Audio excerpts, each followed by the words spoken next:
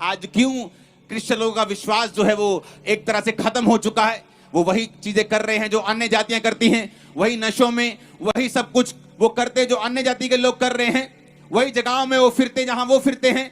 क्यों? क्योंकि आपको मालूम नहीं है, आपको जीसस क्राइस्ट की पावर के बारे में मालूम नहीं, आपको उसके वचन के बारे में मालूम नहीं। उसने कहा तुमने मांगा और पाया नहीं और तुम्हारा विश्वास खत्म हो गया। पर तुमने ये नहीं देखा, तुमने मांगा और पाया नहीं ताकि तुम अपने व्यभिचार में उड़ा दो, इसलिए तुमने पाया नहीं। जीसस ने कहा, अगले वचन को पढ़ेंगे, उसने कहा मेरे लिए जरूरी है, कहता पर यदि मैं सुसमाचार ना सुनाऊं तो मुझ पर हाय। कहता अगर मैं सुनाऊं तो बड़ी बात नहीं है, क्योंकि मेरे लिए जरूरी है। खुदा ने कहा, जीसस ने कहा है कि जाओ और सुसमाचार सुनाओ, पर कहता यदि मैं ना सुनाऊं तो मुझ पर हाय, श्राप आए। कहता अगर मैं सुसमाचार ना सुनाऊं। आपको क्या लगता है, हर एक क्रिश्चियन जो यीशु मसीह को जानता है, बैप्टाइज है, परमेश्वर के घराने में जन्मा है, आपको मालूम है आप बुलाए गए हैं प्रचार करने के लिए। आप अपने काम को करें, अपनी पढ़ाई को करें, अपने जॉब को, अपने कैरियर को परस्यू करें, सब कुछ करें जो परमेश्वर ने आपको दूसरी बुलाहट दी है। अपने परिवार को पालने के लिए सब कुछ करें, क्योंकि वचन कहता है अगर तू अपने परिवार को नहीं पाल सकता तो प्रचार नहीं कर सकता, कलीसिया भी नहीं चला सकता। सब कुछ करें जो परमेश्वर ने करने के लिए आपको बुलाया है। लेकिन क्या आप भूल गया पहली कमांड क्या है? कि जीसस ने कहा था कि तुम अगर प्रीच नहीं करोगे तो लोग बचाए नहीं जाएंगे। आज इस एरिया में जो वहां पहली बार मीटिंग हो रही है, जहां लोग पहली बार वचन को सुन रहे हैं, आप नहीं जानते मैं आनंदित रहता हूं ऐसी जगहों पे आके जहां पहली बार मीटिंग हो रही हो, जहां नए लोग हों, ताकि नए लोगों को बचाया जा सके, नए लोगों को सुसमाचार सुनाया जा सके। हालेलुया। बिल्कुल टीम बता रही है कि बिल्कुल न्यू, जिन्होंने कभी यीशु मसीह के बारे में सुना नहीं, लोग बैठे हैं।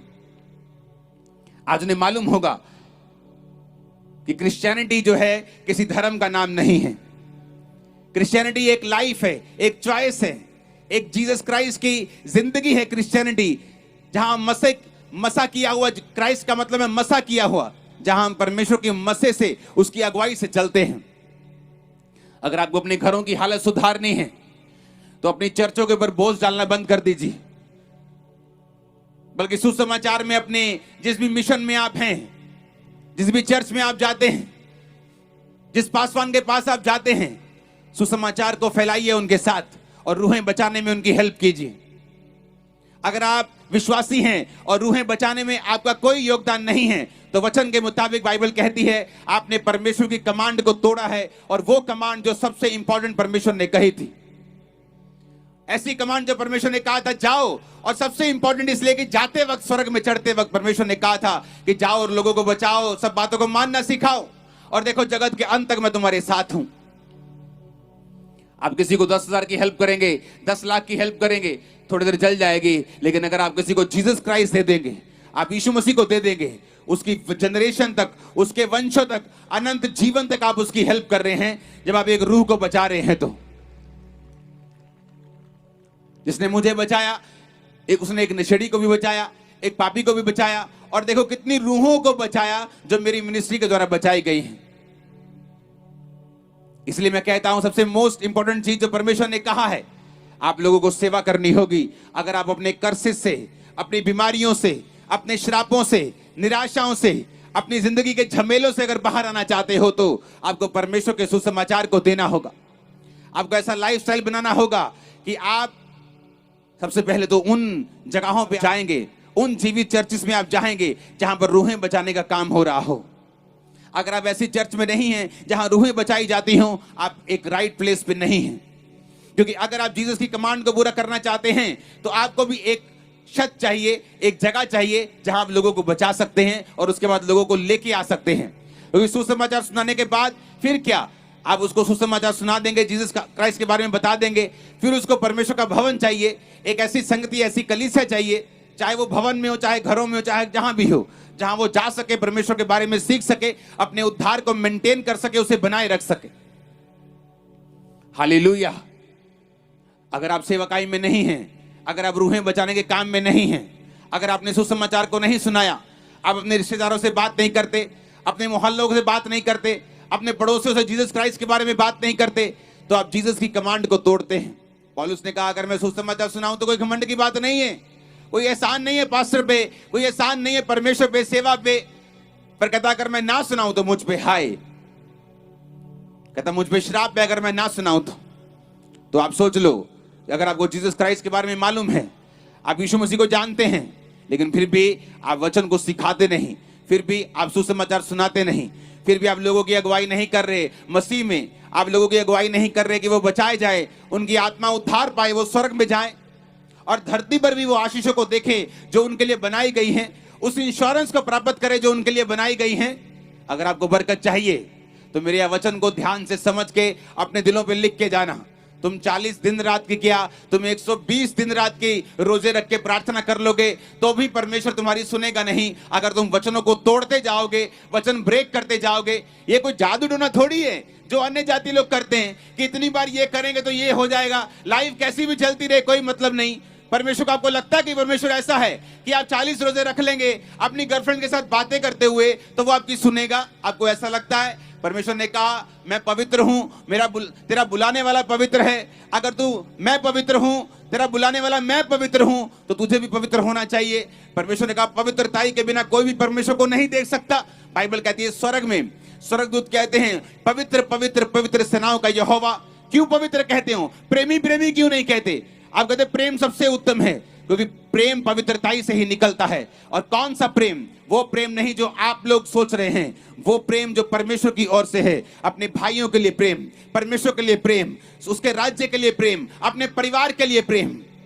Hallelujah, hallelujah. ऊंची आवाज में 7 बार हालेलुया का नारा लगाओ जरा जोर से।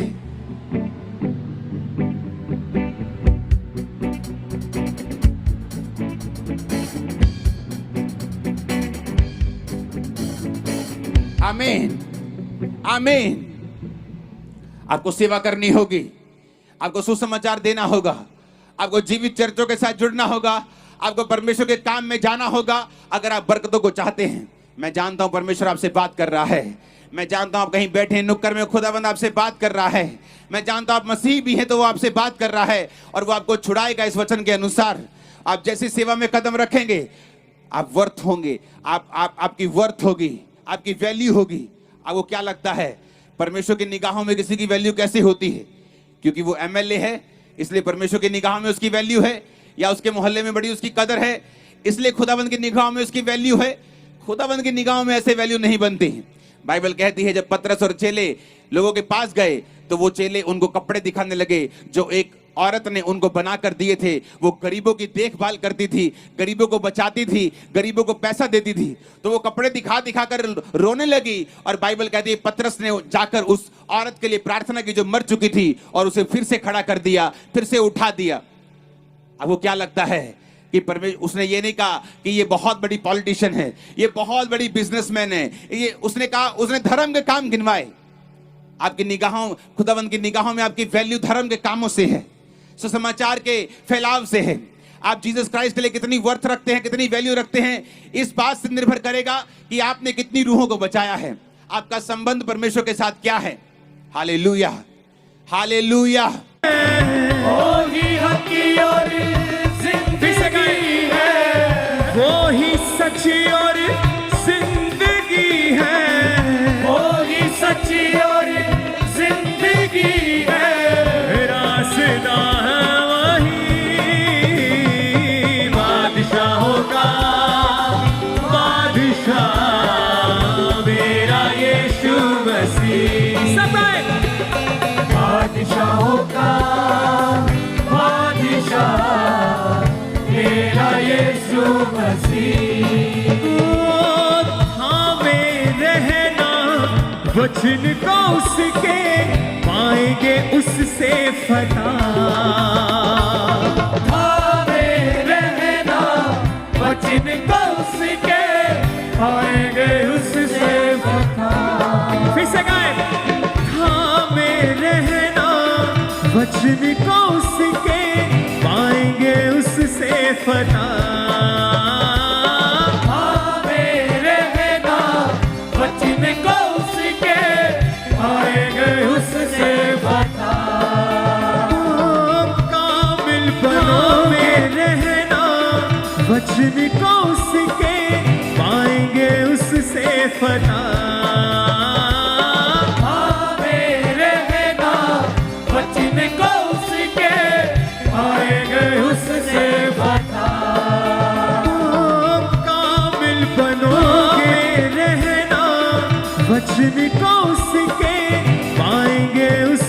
फना